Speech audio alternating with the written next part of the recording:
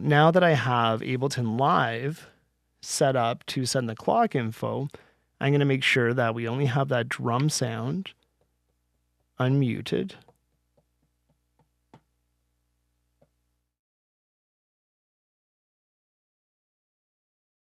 And when I press play in Ableton Live, it will play back that drum pattern.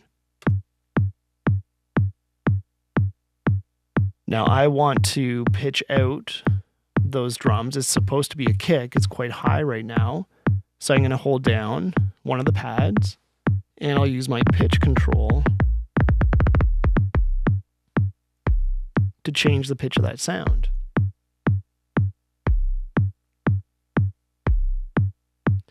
If I want to change more than one note at a time, I just hold down those pads simultaneously.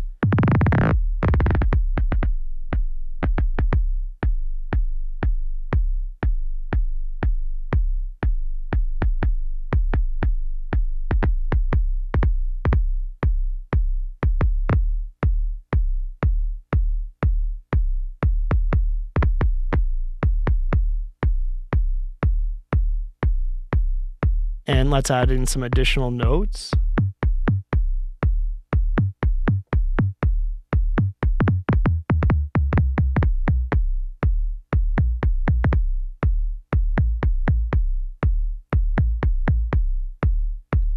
The song that we're going to match this up with later is C major with the relative A minor. What that means is that as long as I don't pick any sharp or flat notes when I'm doing my note entry, it's going to sound okay blended together.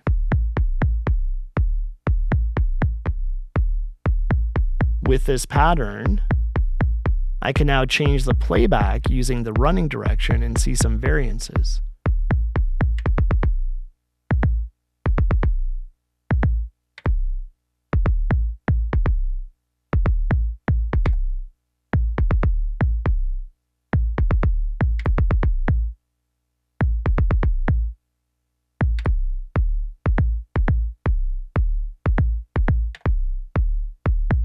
I can use switchbacks so that it plays back from the bottom back up.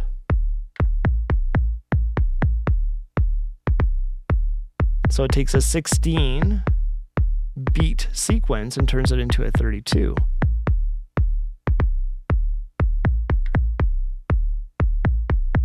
Below that I have my speed control, so I can double the speed,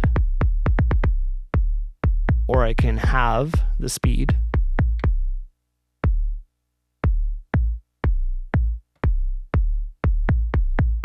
Gate hold will just hold it in the position where it's located. And when I release, it'll play back where the sequence would have been had I done nothing.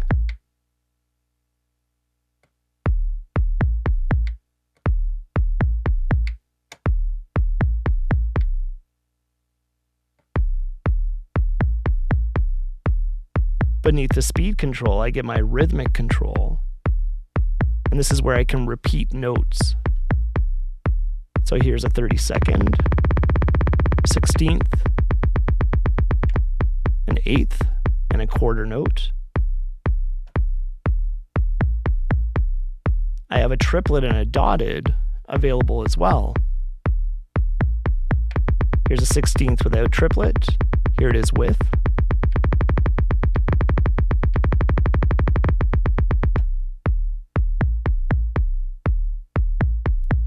There's a 16th, and here it is dotted.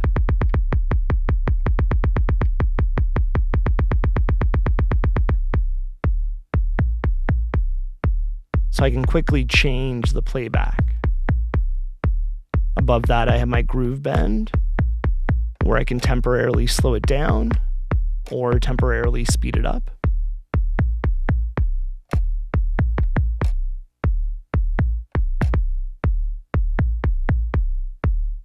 Above that, I have swing. So for this, let's unmute this pattern. And we'll select that as the track. And right now the swing is at 0. You can see that the trigger is just all of the notes. If I increase that, You can hear how it becomes more human. It humanizes it.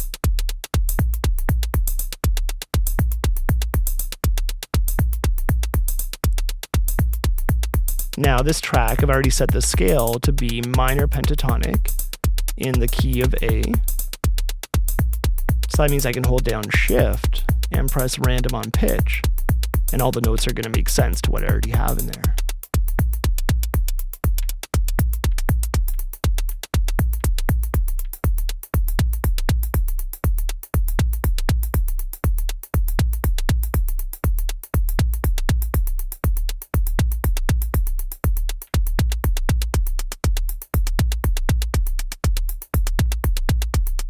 Above that, I have my speed modulation. So I can pick different shapes of waveforms.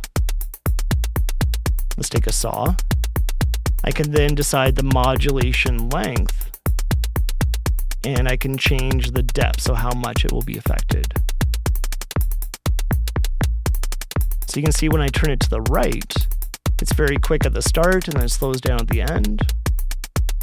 I can reverse that by turning it to the left.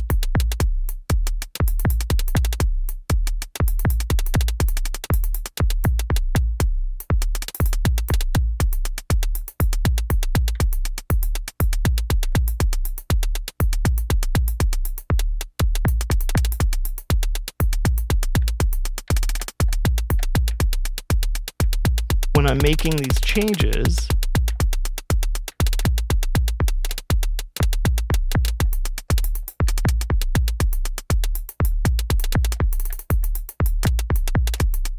if there's anything that I like that I happen upon by accident, I can stop it and push time warp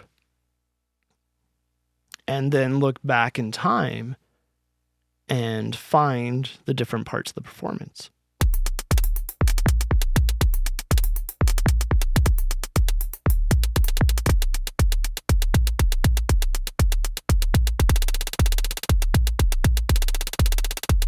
I can change for how many bars I'm listening to as well.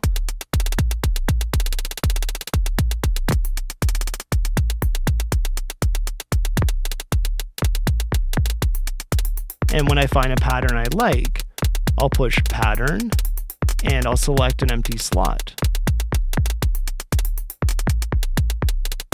And I'll push time warp to stop the playback. And so now I can revisit that performance that I got from using this new interesting playback functionality.